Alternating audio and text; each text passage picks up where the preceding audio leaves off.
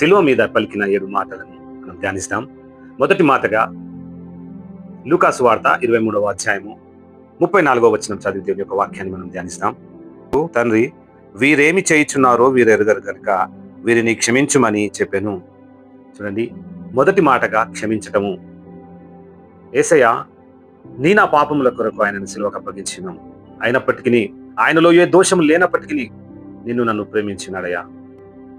ఆయన ఎంత ప్రేమమయుడు కదా.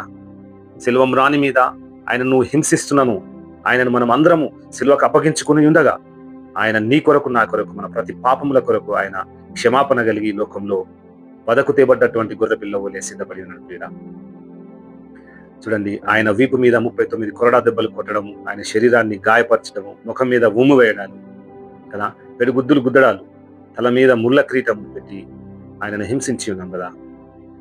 యవ్వన కాలపు రక్తము 6.5 లీటర్ కలిగినటువంటి ఆయన యవ్వన రక్తము నీ కొరకే, మన అందరి కొరకే దారపోసి ఉన్నాడు.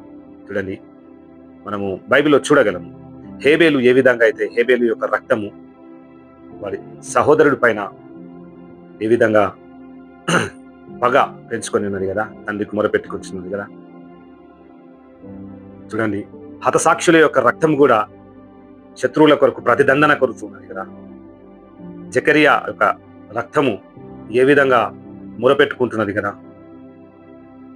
చూడండి, అది పవిత్రుడైన యేసయ్య యొక్క రక్తము, నీ కొరకు నా కొరకు చిందించబడినటువంటి యేసయ్య రక్తము క్షమాపణ కోరుతున్నది. ప్రియుడా, మరి మొదటి మాటగా మనం చూడగలం, తండ్రి, వీరేమి జయించున్నారు వీరు ఎరగరు కనుక వీరిని క్షమించు.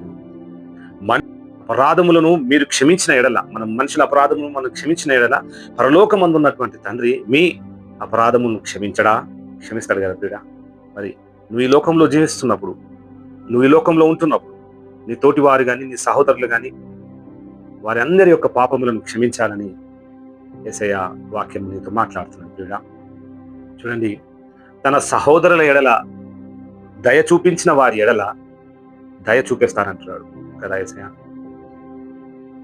మనము దయ చూపించాలి, మనం ఇతరులను ప్రేమించాలి. ఎందుకంటే మనకు వెలిగిచ్చేది ఎవరు? యేసయ్య. ఈ వెలుగు కలిగినటువంటి మాటల చేత మనం క్షమాపణ గుణాన్ని మనం అవలంబించుకోవాలి.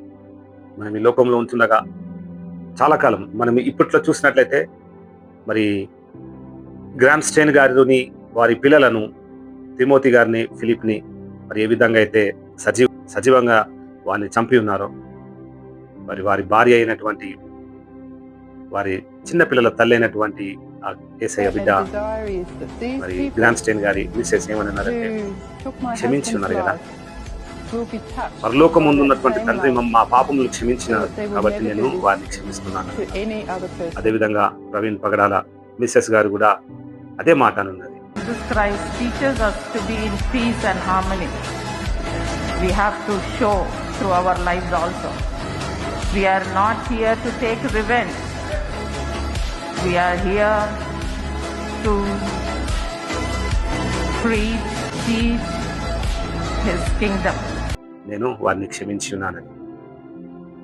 మరి చార్లెస్ మరి అమెరికాలో యవనస్తుడు ఏ విధంగా అయితే చనిపోయి ఉన్నాడో, మరి దేవుని కొరకు హతసాక్షిగా మారబడినటువంటి అతని యొక్క భార్య కూడా నేను వారిని క్షమించి ఉన్నానన్నది. Father, forgive them, for they not know what they do. That man, that young man, I forgive him. అది యేసయ్య యొక్క ప్రేమ నాటబడి అది ఫలించి ఇతరుల చేత మనము ప్రేమ, సంతోషం, సమాధానం చేత దీవించటకు ఈ వాక్యమే. ప్రియుడా, ఇంకను ఒకవేళ నువ్వు ఇతరులను ప్రేమించకుండా ఉండి ఉన్నట్లయితే, ఇతరులను క్షమించకుండా ఉండి ఉన్నట్లయితే యేసయ్యతో మాట్లాడుతున్నావు. ఆయన నీ పాపములను క్షమించున్నాడు, నీ తలంపులతో చేసినటువంటి పాపములను క్షమించున్నాడు. ఆయన ఏ పాపము ఎరగనటువంటి దేవుడు నీ కొరకు సిలువ రాణి మీద అప్పగించున్నాడు. ఈ వాక్యం చేత నీతో మాట్లాడుచుండగా ప్రియుడా, మనమందరము యేసయ్య సిలువ మీద పలికినటువంటి మొదటి మాటను మనం గ్రహించుకొని మనం ఈ లోకంలో జీవించుచుండగా పాపపు బంధకముల నుంచి విడిపించబడి ఎవరైతే మనను ప్రతిదండన చేయాలని చూస్తున్నారో, ఎవరైతే మన మీద ఆపోజిట్గా నెగిటివ్గా రావాలని వస్తున్నారో వారిని మనం క్షమించబద్దులం. యేసయ్య చూడండి, ఆయన ఏ ఛాన్స్ లేకుండా అన్ని ఏరియాలలో ఆయనను హింసించి ఉన్నారు, పెట్టి ఉన్నారు, కొట్టి ఉన్నారు, ఉమ్మేసి ఉన్నారు. ఆయన శరీరంలో ఉన్నటువంటి ప్రతి అవయవాన్ని గాయపరిచి ఉన్నారు. అయినప్పటికీ ఆయన ఎంత ప్రేమమయం, క్షమించే గుణం కదా. నువ్వు ఆ విధంగా ఉండాలని ఈ వాక్యం నీతో మాట్లాడుతుంది.